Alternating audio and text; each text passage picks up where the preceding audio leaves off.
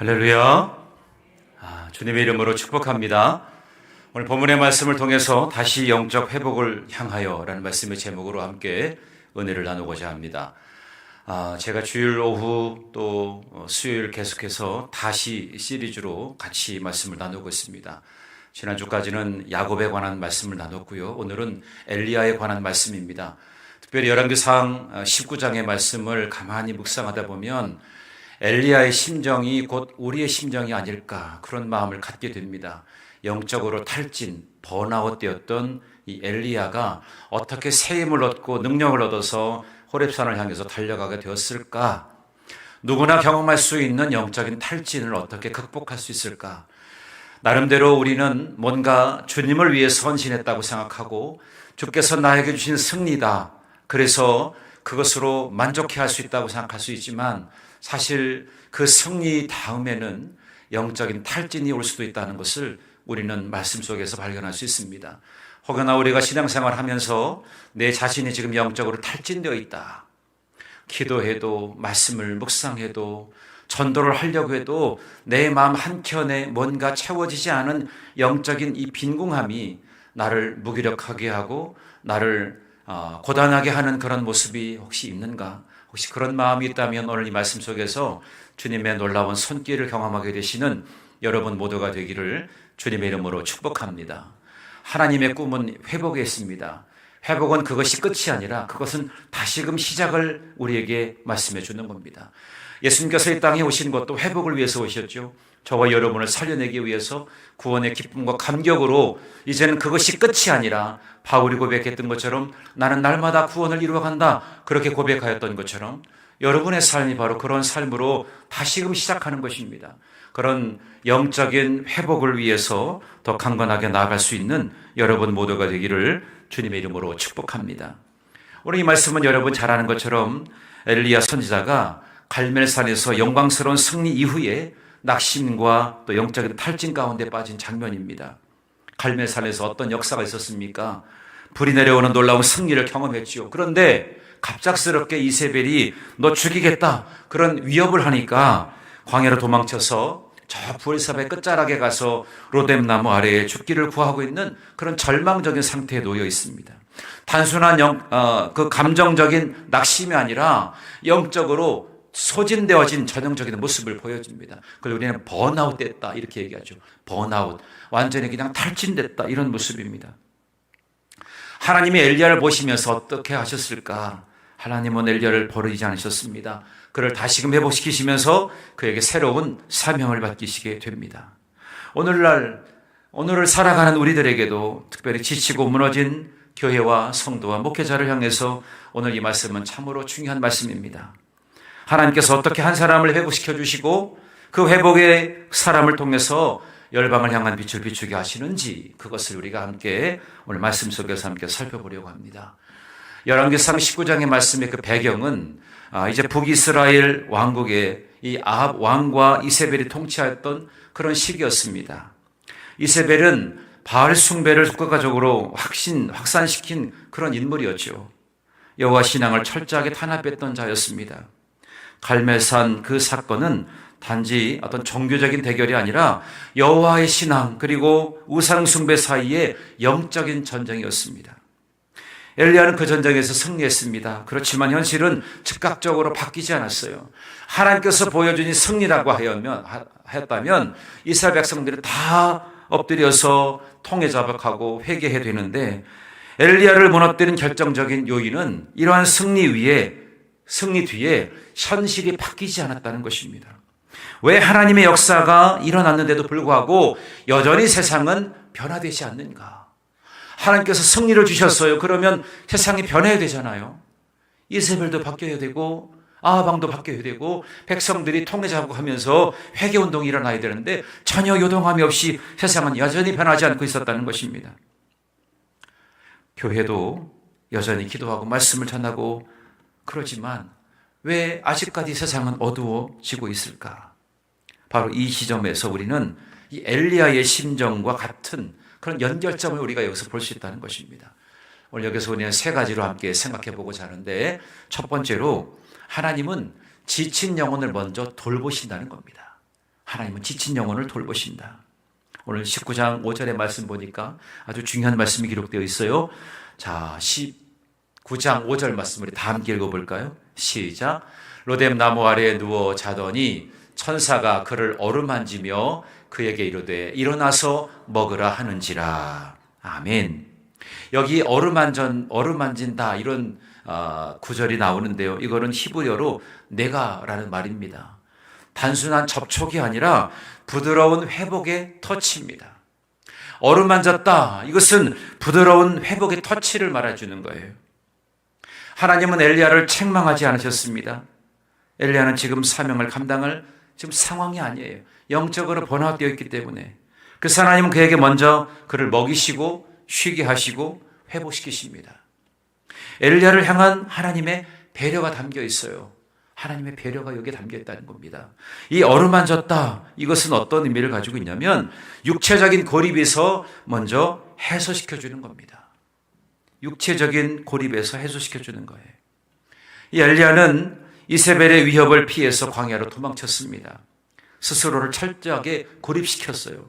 오늘 10절에 보면 나만 남았거늘 자기 혼자 남았다고 생각하는 거예요.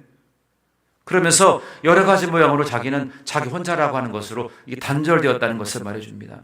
이때 천사의 어루만짐은 너는 혼자가 아니다. 이것을 이야기해 주는 것입니다. 우리의 가장 근본적인 위로가 무엇입니까? 신체의 접촉을 통해서 얼어붙은 마음을 녹이는 겁니다. 하나님의 천사가 이 고단에 빠져 있는 영적으로 탈진해 있는 이 엘리야를 어루만져 주는 겁니다. 회복을 위한 터치가 여기에서 비롯되고 있는 겁니다. 그리고 정지 없이 그를 받아들여주고 있습니다. 엘리야는 사역의 실패를 자기가 자책하면서 죽기를 구합니다. 내가 뭔가 해보려고 했는데 승리한 것 같지만 여전히 변화되지 않고 있어요. 그래서 자기는 실패했다고 자책을 합니다. 그러면서 죽기를 각오해 놓고 있는 거죠. 율법의 삿대를 대면 하나님은 너 왜 도망쳤느냐? 그러면서 꾸짖을 법도 하신데 하나님은 질책하시는 말씀보다도 먼저 치유의 손길을 그에게 내미셨어요. 치유의 손길을 내미셨다는 거죠. 이 어루만져 주심은 엘리야의 지친 영혼을 정죄하지 않고 그저 있는 그대로를 받아주시는 하나님의 무조건적인 받아들여짐, 이것을 말해주는 겁니다. 하나님께서 그를 수용하고 계시다, 받아들이고 있다, 이것을 우리가 여기서 볼 수 있는 겁니다. 그러면서 그에게 사명으로 다시 그를 부르고 계신 겁니다. 다시 그에게 제 사명으로 무장케 하시는 겁니다. 여러분, 히브리의 전통에 볼 때 하나님의 사자가 누군가를 만지게 된다, 이것은 새로운 사명을 부여하거나 아니면 힘을 공급할 때 나타나는 현상입니다. 내가 너에게 새로운 사명을 줄 거야. 그리고 너에게 내가 힘을 북돋아 줄게. 그러면서 이렇게 어루만져 주는 거죠. 오늘 하나님의 천사가, 하나님의 사자가 엘리야를 이렇게 어루만져 준 것은 그에게 사명을 다시금 부여해 주기 위해서, 힘을 북돋아 주기 위해서 그에게 나타나서 이렇게 보여주는 겁니다. 이 터치는 엘리야를 다시 이렇게 세워서 호렙산까지 갈 수 있게 하는 에너지원이 된 것입니다. 그리고 그의 선지자적인 직무가 아직 끝나지 않았다. 네가 감당해야 될 그 사명이 아직 끝나지 않았다. 그 부르심의 인침을 여기서 말씀해 주는 것입니다.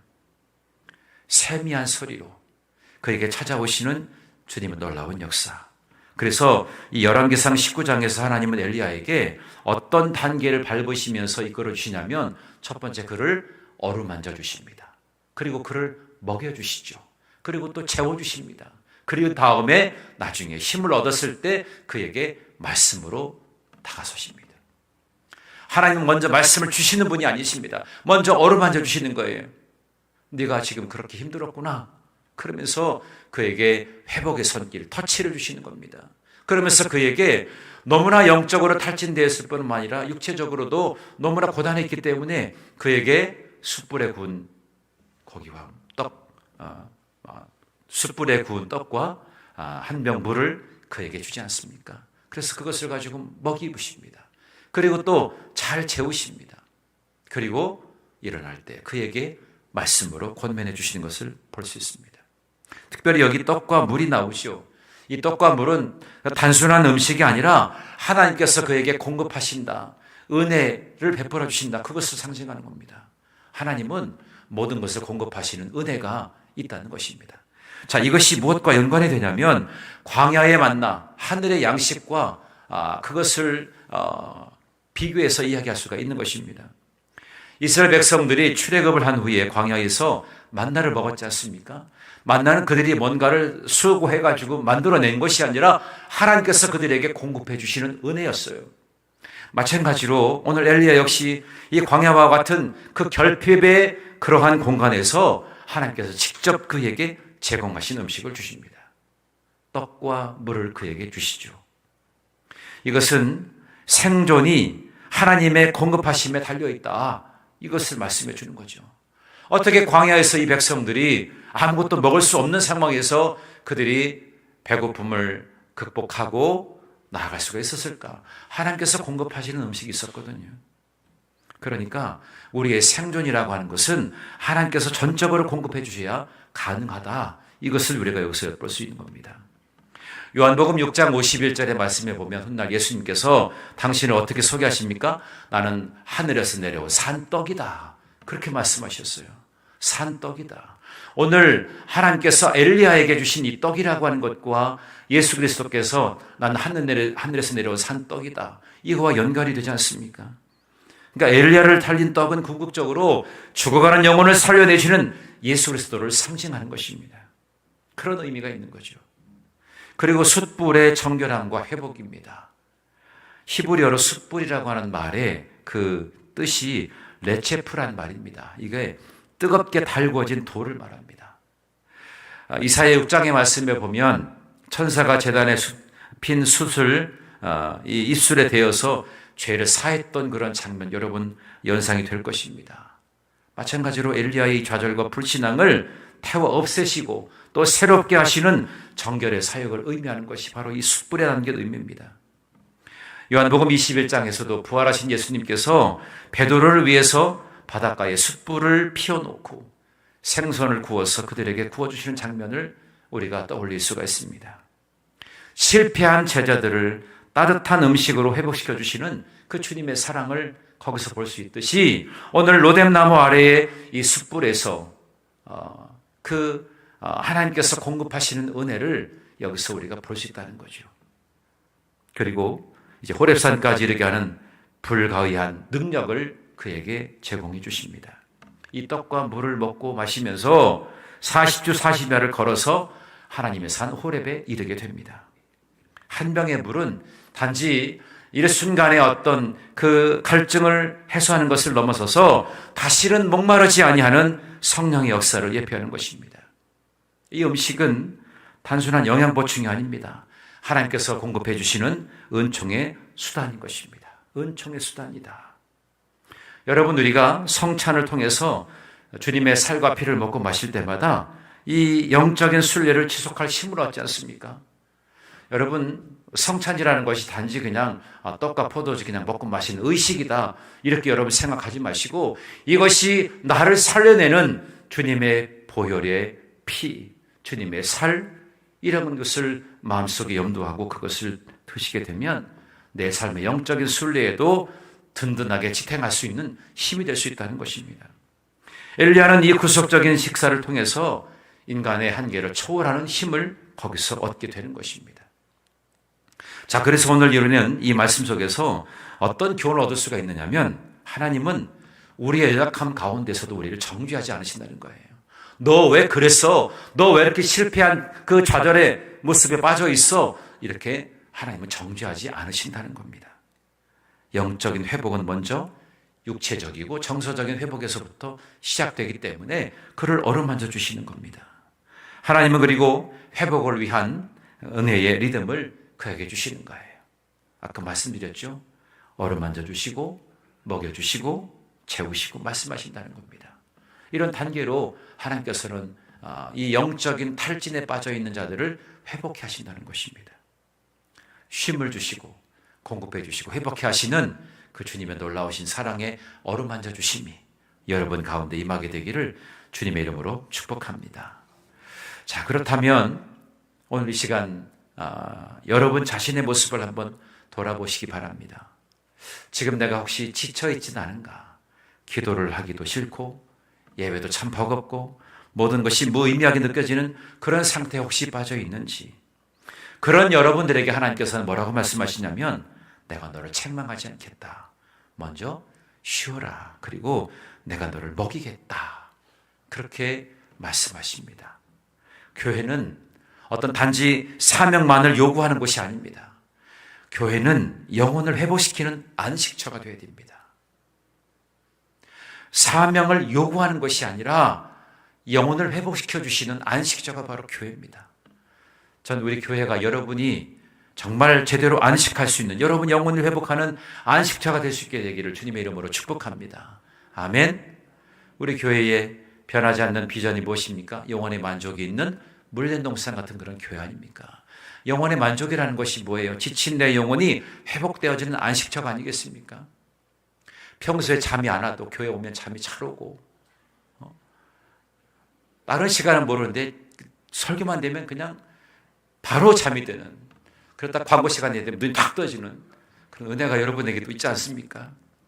그래도 여러분 잘 주무셔도 괜찮아요. 오죽했으면 교회에서 이렇게 잠이 잘 올까? 하나님께서 사랑하는 자에게 잠도 주신다고 그러는데 다른 데도 아니고 교회에서 잠이 나는 거예요. 이 딱딱한 의자에 앉아가지고도 잠이 자는 거는 대단한 역사입니다. 성령의 놀라운 역사 같아요. 그죠? 편안하게 누워있는 것도 아니고 정자세로 앉아있는데도 이 잠이 막 쏟아진다는 거는 얼마나 큰 은혜입니까? 잠을 주무셔도 괜찮아요. 대신에 말씀은 잘 들으시길 바랍니다. 아멘. 말씀은 잘 들으면서 자는 역사가 여러분에게도 있게 되기를 주님의 이름으로 축복합니다. 그렇다고 잘하는 얘기는 아니에요. 정신이 바짝. 하나님은 우리에게 안식처를 주었다는 것이 얼마나 우리에게 위로가 되고 힘이 됩니까? 사명으로 우리 무장해야 돼 이런 것이 아니라 여러분 영혼이 회복되는 안식처가 바로 교회다. 이것을 항상 염두하게 되기를 주님의 이름으로 축복합니다. 자, 두 번째로 하나님은 말씀으로 다시 방향을 주십니다. 뭘 주신다고요? 방향을 주십니다. 말씀은 우리의 나침판과도 같은 거예요. 말씀은 우리의 삶의 내비게이션과도 같은 것입니다.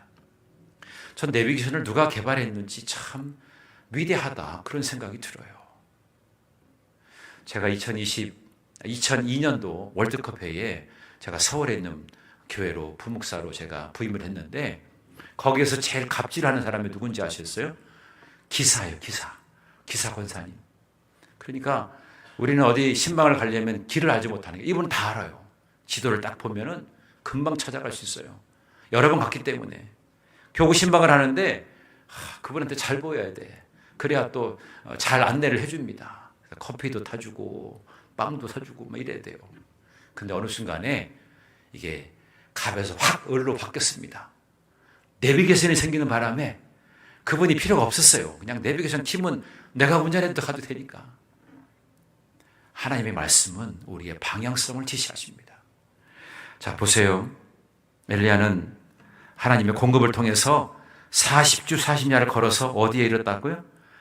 하나님의 산 호렙에 이르게 됩니다. 여러분, 호렙산은 어떤 곳입니까? 모세가 하나님을 만났던 곳이에요. 언약의 장소입니다. 계시의 자리입니다.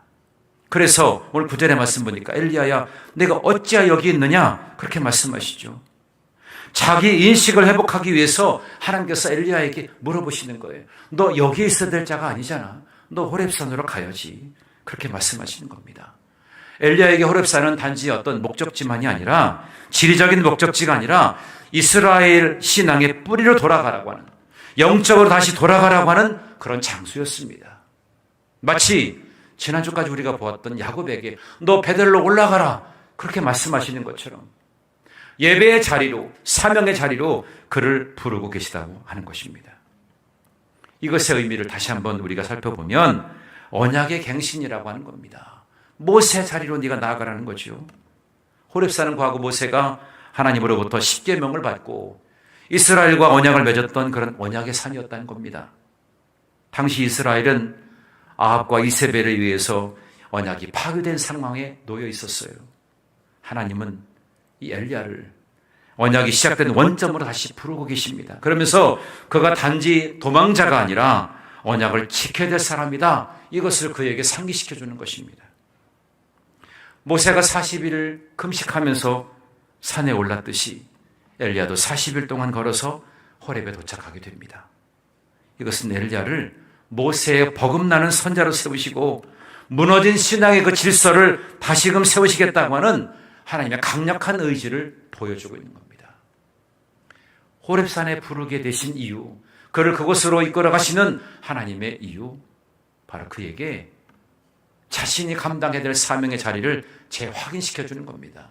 방향성을 주는 것입니다.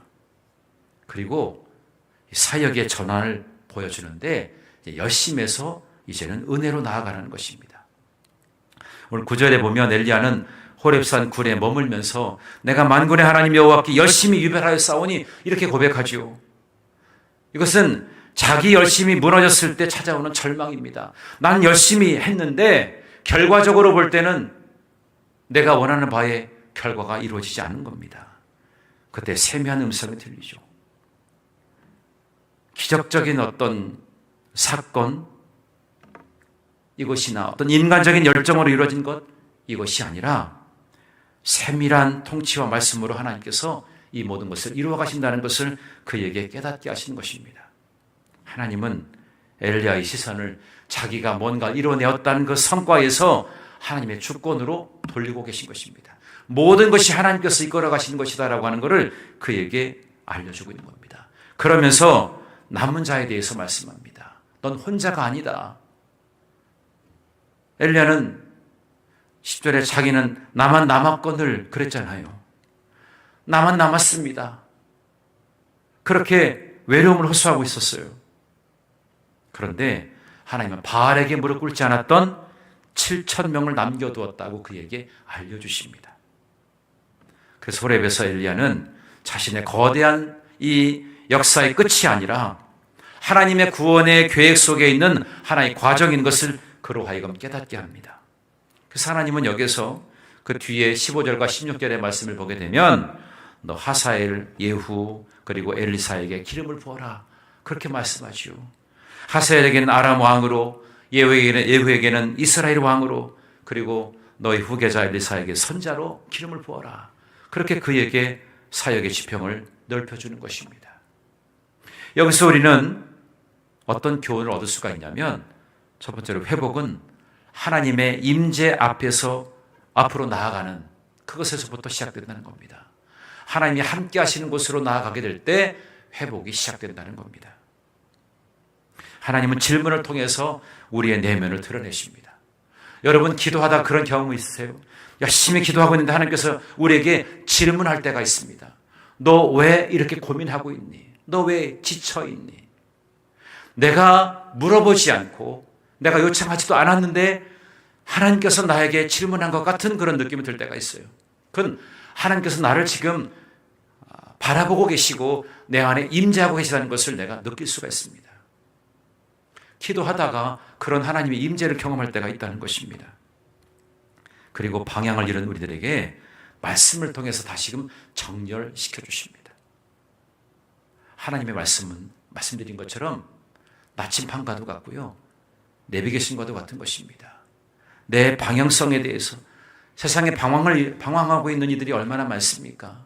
방향성을 잃어버린 인생들에게 말씀으로 다시금 정렬시켜 주시는 거예요. 내 삶에도 정돈이 필요하지 않습니까? 여러 가지 복잡하고 분주한 삶 속에서 내 자신이 가야 될 길도 잃어버리고 그냥 되는 대로 살아가는 인생들이 얼마나 많은지 모릅니다.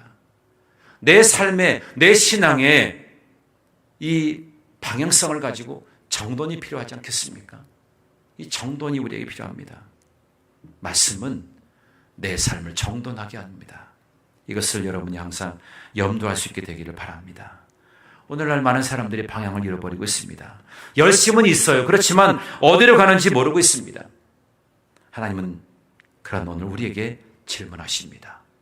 너는 지금 어디에 있느냐? 왜 여기까지 왔느냐? 주님은 우리에게 질문하고 계십니다. 우리가 말씀 앞에서 방향을 재정립할 수 있게 되기를 주님의 이름으로 축복합니다. 그래서 우리가 사순절 기간 동안에 말씀을 우리가 묵상하지 않습니까? 또 다음 주부터는 우리가 고난주간을 맞이하면서 주님의 십자가 얘기를 좀 더 구체적으로 살피게 될 텐데, 말씀 속에서 나를 향한 주님의 그 뜨거운 사랑을 다시 한번 경험하자는 것입니다. 주님의 사랑을 경험한 사람과 그렇지 않은 사람의 차이는 분명히 다릅니다. 삶의 방향도 다르고 나의 사명지, 나의 목적지도 분명히 다르게 됩니다.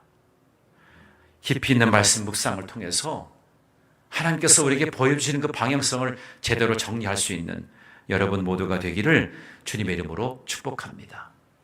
마지막으로 하나님은 다시 사명을 주시는데, 자, 오늘 10절 말씀인데요. 우리 10절 다시 한번 읽어볼까요? 10절입니다. 시작.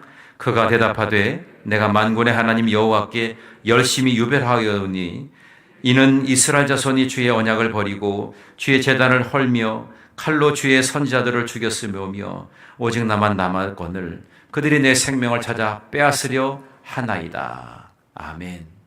자, 이 말씀은 엘리야가 내뱉은 고백입니다. 단지 그냥 그 상황을 보고하고 있는 말은 아닙니다. 거룩한 열심 뒤에 찾아오게 되어진 이 치명적인 영적인 고립감, 나만 남았거늘, 영적인 고립감, 그리고 자기 연민이 지금 쌓여있는 그런 절규입니다. 그래서 오직 나만 남았거늘 그들이 내 생명을 찾아서 빼앗으려고 합니다. 이런 고백을 하고 있는 겁니다.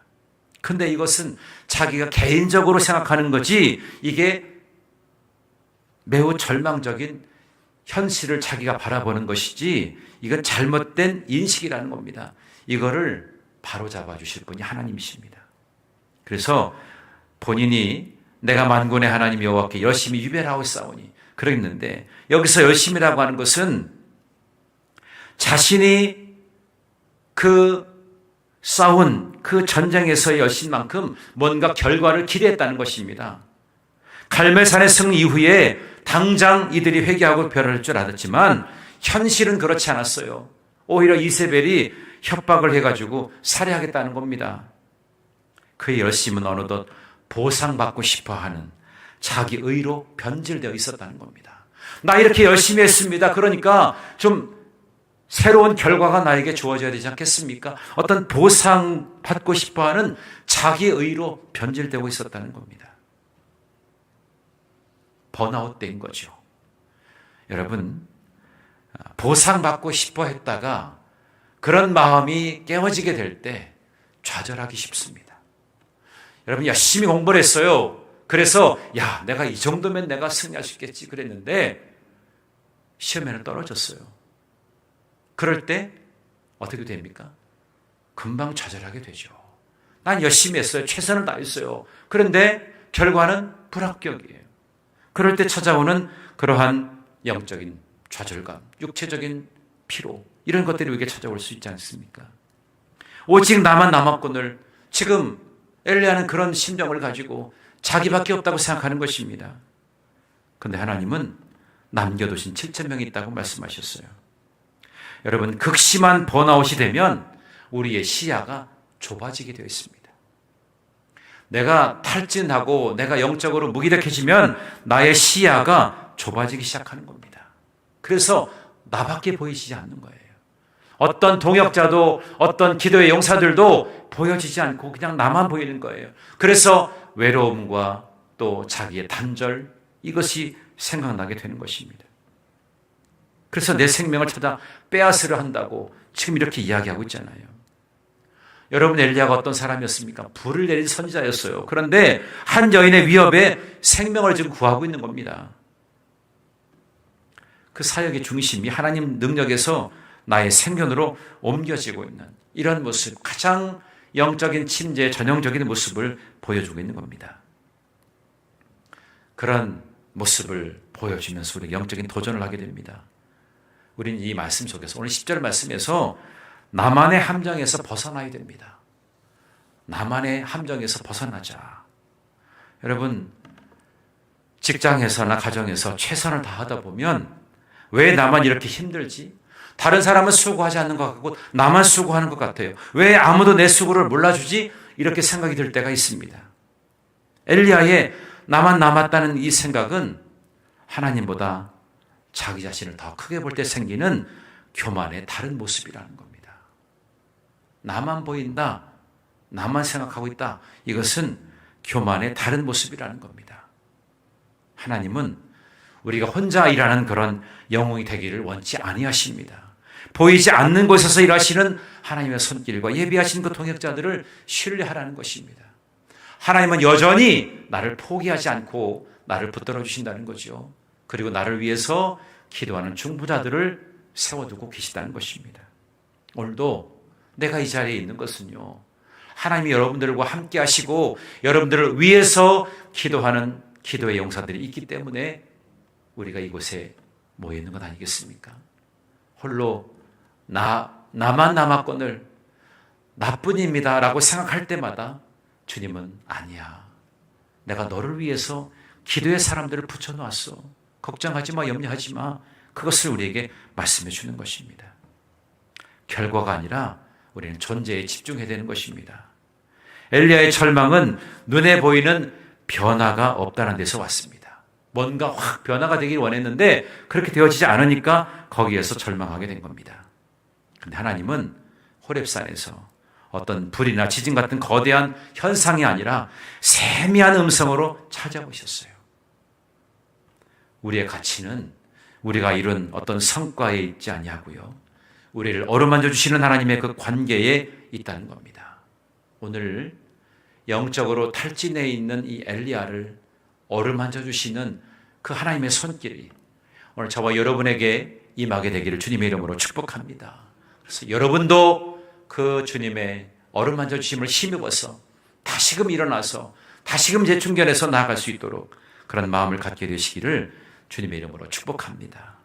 그래서 하나님은 이 10절의 절규를 듣고 엘리야를 꾸짖는 대신에 하사엘과 예후, 엘리사에게 기름을 부으라고 말씀하십니다.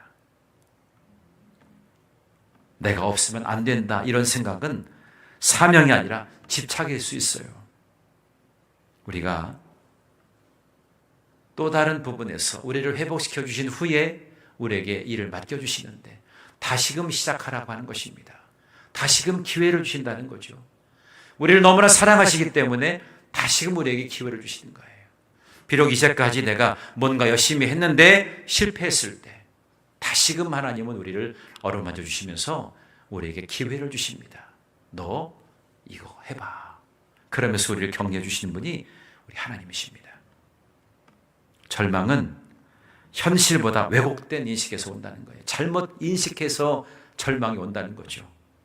하나님은 우리의 시야를 넓혀주시는 분이십니다. 그리고 회복된 사람에게는 반드시 새로운 사명을 주십니다. 여러분이 온전한 회복이 되어져서 하나님께서 여러분에게 맡겨주신 그 사명의 자리에서 멋지게 쓰임받게 되어지시기를 주님의 이름으로 축복합니다. 하나님은 회복을 끝으로 두지 않으셨습니다. 다시금 사명을 위한 준비 과정으로 두신 거죠. 오늘 엘리야의 이야기는 바로 저와 여러분의 이야기입니다. 지치고 낙심하고 방향을 잃어버리고 혼자라고 느끼는 그 자리에, 그러나 하나님은 그 자리에서 우리를 만나주십니다. 우리에게 먼저 먹이시고 말씀하시고 다시 보내주시는 거예요. 그게 하나님의 회복의 방식이라는 겁니다. 여러분, 다시금 결단했으면 좋겠어요. 나는 다시 일어나겠습니다. 나는 다시 하나님의 빛을 비추겠습니다. 한번 따라해 볼까요? 나는 다시 일어나겠습니다. 나는 다시 하나님의 빛을 비추겠습니다. 네, 여러분이 다시금 일어나셔서 다시금 하나님의 빛을 비추는 주님의 용사들이 되시기를 주님의 이름으로 축복합니다. 여러분이 그런 마음을 가지고 있을 때 여러분 주변이 변화가 될 것입니다. 변화를 추구하고자 했는데 변화가 되지 않는다고 해서 그것 때문에 좌절하고 싶어하는 여러분 마음속에 하나님은 조금의 여유를 주십니다. 너 좀 쉬어라. 너 조금 자라. 내가 먹일게. 그런 다음에 그 회복을 시켜주신 다음에 말씀으로 여러분의 사명을 다시 한번 짚어주십니다. 그 하나님을 매 순간마다 경험하게 되시는, 그래서 매 순간 여러분이 하나님의 임재를 경험함으로 인해서 다시금 영적인 회복을 향해서 달려가는, 그래서 영적인 회복을 경험하고 여러분 사명의 자리로 나아가게 되시는 여러분 모두가 되기를 주님의 이름으로 축원합니다. 기도하겠습니다. 존귀하신 아버지 하나님, 오늘 말씀을 통해서 지치고 무너진 우리의 영혼을 다시 바라보게 하여 주시니 감사함을 드립니다. 우리가 엘리야처럼 낙심하고 포기하고 싶었던 순간들이 있었음을 고백합니다. 그러나 우리를 책망하지 아니하시고 오히려 우리를 어루만져 주시며 먹이시고 쉬게 하시는 하나님의 그 놀라운 사랑을 깨닫게 하여 주시니 감사함을 드립니다. 지친 영혼들에게 하늘의 양식을 공급하여 주시는 하나님, 상한 마음을 치유하여 주실 줄 믿습니다. 무너진 믿음을 다시금 세워 주시옵소서. 우리로 하여금 다시 하나님의 산으로 나아가게 하여 주시고 말씀 앞에서 우리의 방향을 다시금 정렬할 수 있도록 하나님 도와주옵소서. 우리를 다시 보내주시옵소서. 우리를 생명의 빛을 비추는 그런 역할을 우리에게 맡겨주셨는데 이 역할을 잘 감당해낼 수 있는 주의 자녀들 되도록 도와주시옵소서. 축복하며 감사드리오며 사랑이 많으신 우리 구주 예수 그리스도의 이름으로 기도하여 싸움나이다. 아멘.